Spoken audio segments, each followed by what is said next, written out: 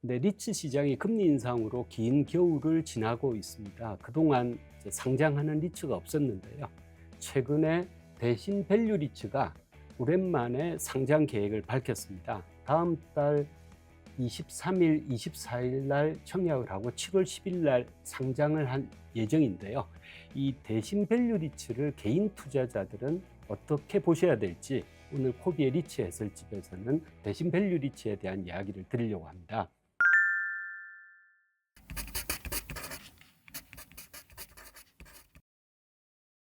설명 자료를 봤는데 그중에 네 가지를 이제 크게 홍보 자료로 이야기를 하고 있습니다. 첫 번째는 이 대신에 이제 스폰서 리츠이다라는 점이고, 두 번째는 도심 지역에 아주 우량한 자산이다. 그리고 대신이 앞으로도 개발하고 있는 많은 사업들이 있어서 그 사업들을 편입해서 대신 리츠를 키우겠다. 그리고 네 번째는 지금 금리 인하 사이클이기 때문에 금리가 인하되면 배당이 더 올라갈 수 있다. 이렇게 크게 네 가지를 홍보를 하고 있습니다. 그리고 두 번째, 목표 배당률은 1년 차에 6.58%, 그리고 2년 차부터 5.85% 배당을 하겠다는 계획이고요. 그리고 이 배당을 할 수 있는 근거는 빌딩을 사옥으로 쓰고 있는 대신증권과 그 계열사들이 전체 면적에 대해서 책임 임대차 계약을 맺고, 즉 이제 중간에 공실이 있더라도 대신증권과 대신 계열사들이 임대료를 책임지고 지급하겠다. 그러다 보니까 이렇게 배당이 안정적으로 나올 수 있을 것입니다. 이런 계획으로 이제 상장을 계획하고 있는데요. 저희가 우선 자산부터 좀 살펴봤습니다. 우선 위치는 1호 터널을 지나서 도심으로 오다 보면 왼쪽에 명동 가는 길에 이 초우량 건물로 이렇게 서 있는, 거의 10년 정도 대신증권과 계열사들이 이제 사옥으로 쓰고 있었던 건물이고요. 근데 이 자산을 총 투자 금액을 7,200억, 그리고 대출을 약 4,100억, 그리고 자기 자본 2,900억, 그 중에서 공모 금액이 965억 원입니다. 그리고 배당은 3개월 단위로 이제 배당을 할 계획이고요. 배당률은 아까도 말씀드렸지만 7년 평균 약 6.4% 이렇게 계획을 하고 있습니다. 그런데 이 빌딩의 매각까지는 약간의 배경이 있었는데요. 대신증권이 이 자산을 2023년부터 약 2년 전부터 매각을 하고 있었어요. 그래서 첫 번째는 이지스와 그 사옥 매각 우선 협상을 하다가 2023년도에 이제 실패를 하게 됩니다. 그때 이제 기사 내용을 보면 그 배경이 잘 나와 있는데요. 대신증권은 그 종합투자사 자격 요건을 얻기 위해서 필요한 자본금 요건이 약 3조 원입니다. 그런데 이제 이 3조 원의 자기 자본이 못 미치기 때문에 이 빌딩을 팔아서 그 매각 대금을 자기 자본으로 채우겠다. 이제 그런 계획인 거죠.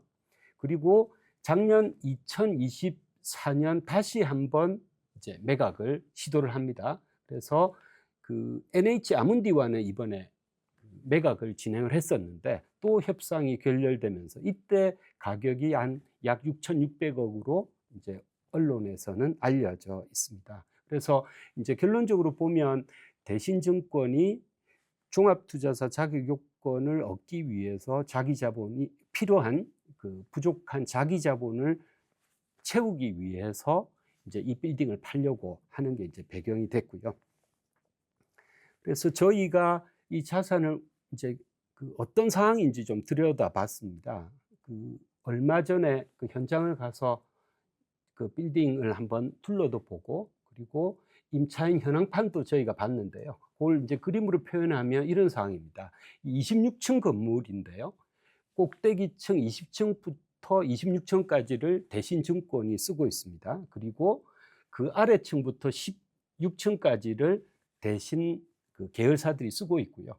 그리고 일반 임차인들은 이전까지는 15층부터 7층까지 쓰고 있었는데 15층만 일반 임차인이 쓰고 있는 상황이고, 현재 7층부터 11층까지는 이제 공실 상태로 비어 있습니다. 이렇게 비어 있죠.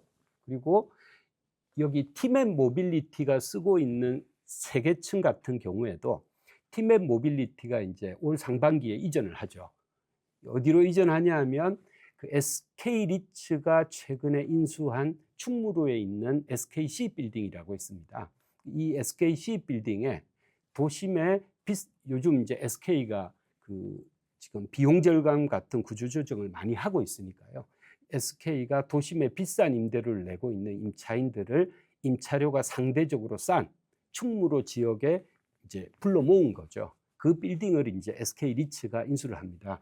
그 SK 리츠가 인수한 SKC 빌딩에 티맵 모빌리티가 이제 이전을 하죠. 그러면서 지금 7층부터 14층까지가 실제로는 공실로 남아 있습니다. 그리고 저층부도 대신 계열사들이 쓰고 있기 때문에 전체적으로 보시면 대략 한 60%는 대신증권과 계열사들이 40% 조금 더 되는 면적을 일반 임차를 하고 있는데 그중에서 상당 부분이 현재 공실로 남아 있다 이렇게 이제 보시면 됩니다. 그러면 거의 한 40% 정도가 현재 공실인데 이 배당을 어떻게 줄 수 있지? 그리고 특히 1년차 같은 경우에는 이 6.6%라는 높은 배당률이 어떻게 가능한 거지? 이런 질문을 하실 수 있을 텐데요.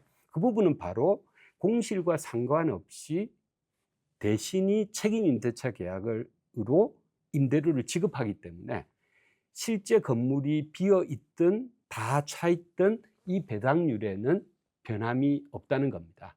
그러니까 결국 이들은 저희가 이제 최근에 크게 이슈가 됐었죠. 홈플러스 같은 경우와 유사하다고 보시면 됩니다.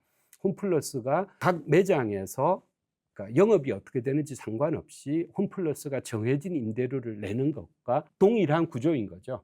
그리고 7년 동안 이렇게 특별히 7년으로 잘라놓은 이유는 뭐냐면 임대차 계약이 7년짜리입니다. 3년은 이제 연장 옵션이기 때문에 실제 계약상 의무는 7년 동안 이제 대신이 이 빌딩을 책임 임차를 해야 되기 때문에 7년 동안은 이 배당을 기대할 수 있을 것 같습니다. 그러면 이제 다음 질문은 7년 후에 이 자산의 그러면 가치는 어떻게 되지? 대신이 남아 있을 수도 있고 대신이 책임 임대차를 만료하고 뭐 딴 건물로 이전할 수도 있으니까요. 왜냐하면 대신은 그 대신 빌딩뿐만 아니라 지금 도심에 다른 여러 프로젝트를 실제로 이제 대신이 수행을 하고 있습니다. 그렇다 보면 대신은 이전할 수 있는 옵션들이 많이 실제로 생길 수가 있는 거죠. 그래서 지금 코비트에서 그 인근 빌딩의 현황을 좀 살펴봤더니 리서치 자료로는 보면 도심의 공실률이 3%, 4% 이렇게 낮은 수준이다라고 하지만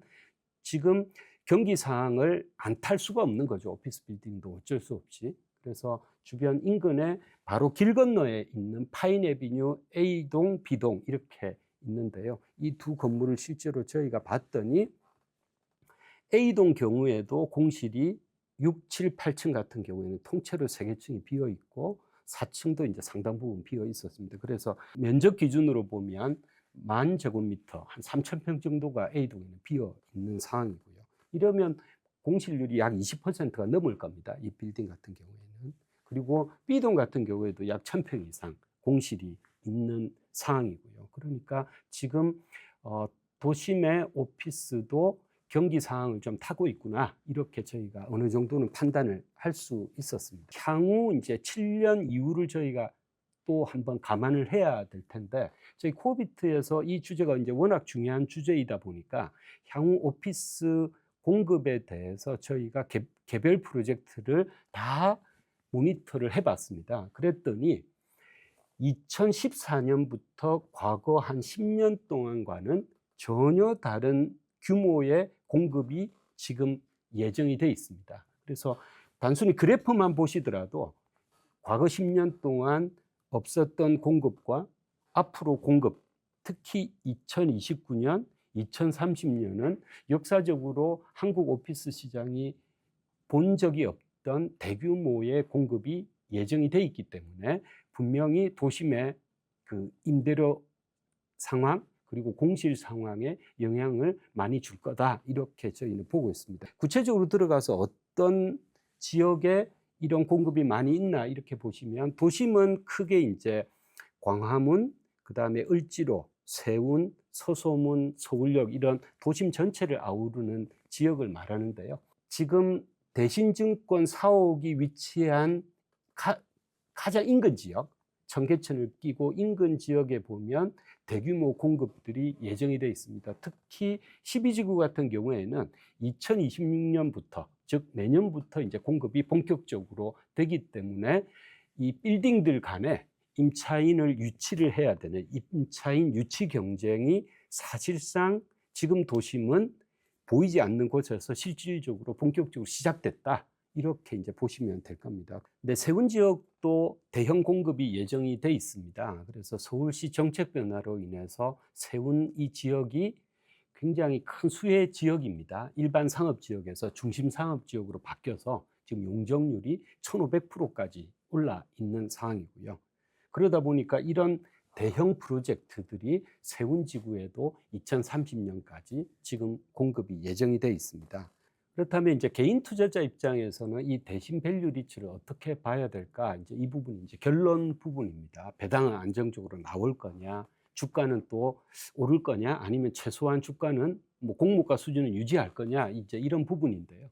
사실 이제 작년에 이제 은행을 명퇴한 이제 친구가 최근에 저한테 이제 리츠 주식에 대해서 이제 배당주다 이 부분 때문에 리츠 주식에 대해서 많이 문의도 하고 실제 이제 대신 밸류 리츠 같은 경우에는 청약을 할지 이제 고민도 하고 해서 제가 똑같이 분석한 내용들을 자세히 이제 알려는 줬었는데요. 결론적으로 리츠를 투자할 때 배당이 그러면 안정적으로 나올 거냐? 결국 그 부분은 어떤 면에서는 아주 단순화할 수 있어요. 배당이 나오는 원천은 이 임대료잖아요.